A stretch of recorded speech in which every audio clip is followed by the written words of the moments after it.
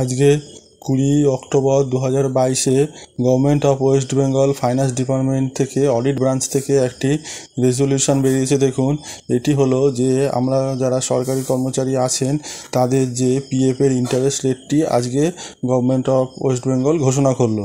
তো সেই সম্বন্ধে আজকে ভিডিওটি। তো এরকম লেটেস্ট ভিডিও পেতে আমাদের চ্যানেলটি অবশ্যই সাবস্ক্রাইব করে রাখুন। তো চলুন আমরা সেই ঘটনাতে যাচ্ছি।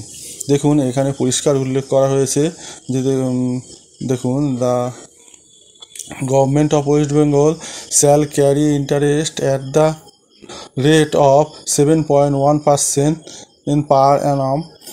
The rate will be in force during the financial year for the period of from কবে থেকে হচ্ছে দেখুন, এটা 1/10/2022 থেকে 31/12/2022 অবধি পিএফের ইন্টারেস্ট রেট হচ্ছে কিন্তু 7.1%।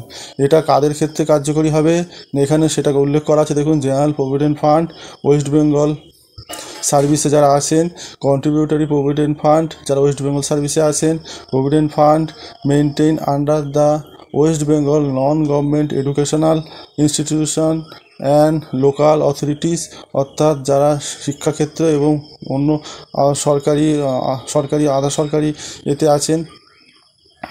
এছাড়া আছে দেখুন, any other provident fund maintain under state account with the approve of the government, অর্থাৎ গভর্নমেন্টের আন্ডারে যারা কাজ করেন, সরকারি আধা সরকারি সমস্ত শিক্ষা প্রতিষ্ঠান, কর্পোরেশন, মিউনিসিপ্যালিটি, পঞ্চায়েত, এছাড়া সমস্ত দপ্তর, শিক্ষা প্রতিষ্ঠান, এই সব ক্ষেত্রেই কিন্তু প্রভিডেন্ট ফান্ডটি 7.1%, অর্থাৎ 1 অক্টোবর 2022 থেকে 31 ডিসেম্বর 2022 অবধি এইটি পাওয়া যাবে।